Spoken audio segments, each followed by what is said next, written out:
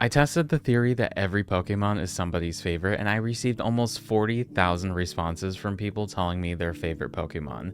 I noticed that the Pokemon Company hasn't hosted a worldwide poll since 2020, so I did what any chronically online millennial would do. I posted a video to TikTok where I simply asked people to tell me their favorite Pokemon, promising that I'd put all those comments into a spreadsheet and report on the data about a week later. You might also be familiar with a famous Reddit poll testing this same theory that was conducted in 2019, which was also part of the inspiration behind this experiment. Since so much time had passed and we added so many more Pokemon to the Pokédex, I felt it was time for an update, and luckily so many people were willing to share their love for Pokemon with me. Let's get a few things out of the way first. Any online poll has inherent bias. Time zones, demographic differences, algorithm reach, maybe even online trolls, but data experiments and surveys can never truly be designed perfectly, so they serve as generalizations. I've had the privilege of studying psychology and data analysis in college, and clearly, I'm a huge fan of Pokemon, so there's my credibility. This isn't scientific, it's chaotic, fun, and deeply flawed, but I'm filling a gap in the Pokemon community. There's no reality where I would be able to survey every single Pokemon fan in the whole world, and not even the Pokemon Company can do that.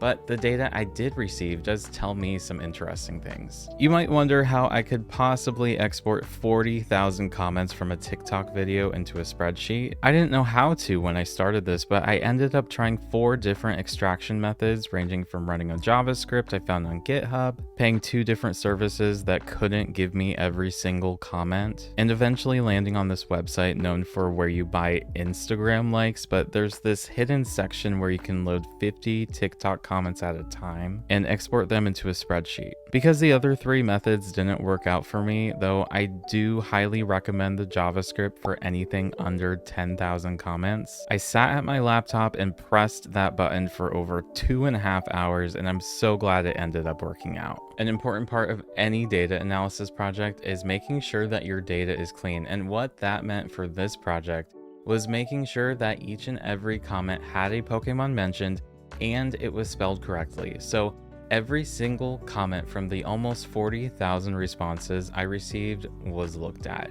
They usually say never to look at your comments, but it was necessary this time.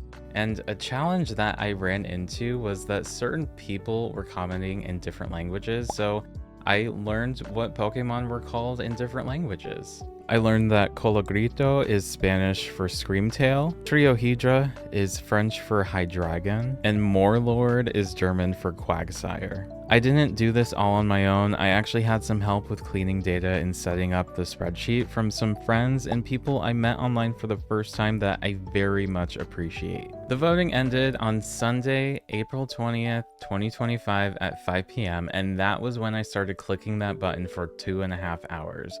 We ended up finishing cleaning the data April 23rd, 2025, and that was a lot sooner than I expected, but that's the magic of using formulas in a spreadsheet. Any Pokemon that had an alternate form, Mega Evolution, Gigantamax form, or gender differences like Meowstic or Indeedee were squished into their own parent Pokemon. However, regional variants were considered their own Pokemon because if things like Wiglet and female and male Nidoran have their own Pokédex entry, then Alolan Diglett should too. You'll see in the spreadsheet, which is linked below, these are denoted with 0.1 in the dex number column. There are some influences that might have shaped this data because for some it isn't all about popularity. The data I received wasn't from a truly random sample and they definitely weren't immune to bias, so let's unpack that a little. First off, we've got good old generational bias. A lot of the people who saw my TikTok were my age or younger, and let's be honest, that affects what Pokemon you're even familiar with. If your first game was Diamond and Pearl, your nostalgic connection is going to be way different than someone who started with Sword and Shield. Some Pokemon didn't get votes because they've never really been in the spotlight for this audience. They might be cool, they might be beautifully designed, but if they haven't been in a recent game or weren't shoved into your face via anime, plush, or other merch, they kind of just vanish from the collective memory.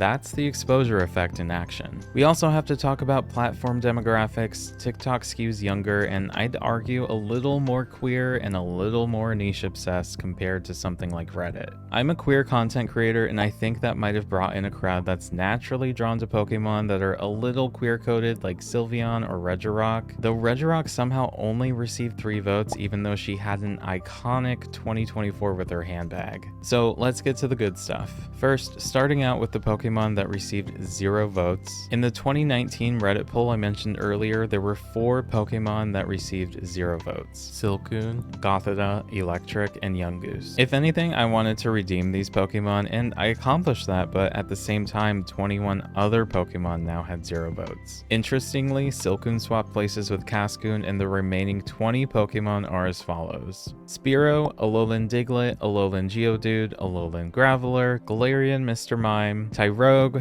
Nincada, Hisuian Braviary, Volibee, Tornadus, Tapu Bulu, Gossifleur, Arrokuda, Glastrier, Quaxwell, Kilowattrel, Iron Treads, Poltergeist, Pheasantipity, and Iron Boulder. Not a single person claimed them, and understand, I don't think that means no one loves them. My sample was probably the problem. I mean, 40,000 people out of the whole Pokemon fandom is a small sample. And not to discredit my data, but during the 2020 Pokemon of the Year poll, singular Pokemon were able to receive 40,000 votes. There were so many comments that were funny, heartfelt, and of course there were a few hate comments here and there reminding people that I'm a grown man, which, gross, have some fun, but here are some comments that stood out to me. Several people were misspelling Aaron as Aaron, which just so happens to be my name, and I kept on getting comments like, Aaron is my cute little guy, and for a second I was like, oh thank you, as if they were voting for me. There was someone who called Mareep the Grim Mareeper, and honestly, I think that's canon now. You can't just say that and expect me to not build an entire spooky Mareep out of it. Someone voted for Kricketune, but they didn't say Kricketune. They wrote out its cry, and I immediately heard it in my head. And one that kind of made me pause for a second was when someone claimed that their favorites were coughing and wheezing because they're asthmatic. And that's the kind of chaotic energy I live for. Like, yeah, representation matters. The 10 most mentioned Pokemon in order from least to greatest include Ditto, Gengar, Chandelure, Psyduck, Sylveon, Luxray, Noivern, Sableye, Absol, and in first place, Mimikyu. I have to say that this top 10 is giving goth, queer, and chaos. Seeing Mimikyu take the crown didn't surprise me because they took 3rd place in the last worldwide Pokemon of the Year poll in 2020, but seeing Absol and Sableye rank so high did surprise me. Let's break it down even further because I wanted to know what Pokemon dominated by category and maybe ones that need a little more love. Most popular type, Water. Least popular type, Flying. Most popular starter, Oshawott. Least popular starter, Charmander. Most popular fully evolved starter, Blaziken. Least popular fully evolved starter, Hisuian Samurott. Most popular Eeveelution, Sylveon. Least popular Eeveelution, Flareon. Most popular fossil, Tyrantrum. Least popular fossil, Omastar. Most popular legendary, Giratina. Least popular legendary, Pheasantipity. Most popular mythical, Jirachi. Least popular mythical, Fione. Most popular pseudo-legendary, Gudra. Least popular pseudo-legendary, Baxcalibur. Most popular Ultra Beast, Blacephalon. Least popular Ultra Beast, Celesteela. Now, I was also keeping an eye on how my favorite Pokemon performed, and it was a little humbling. Whimsicott, my absolute favorite, ranked 113 with 84 votes. Esper, everyone's favorite emotionally repressed child, landed at 33 with 154 votes. Darkrai was just below Whimsicott at 116 with 81 votes. Swadloon ranked 384 with 28 votes. Buzzwole got a tiny but passionate 10 votes, placing 686th, and Swirlix landed at 323 with 34 votes. If you like any of these Pokemon, let me know in the comments so they can get a little bit more love. And now for the most chaotic corner of the spreadsheet, the non-Pokemon votes.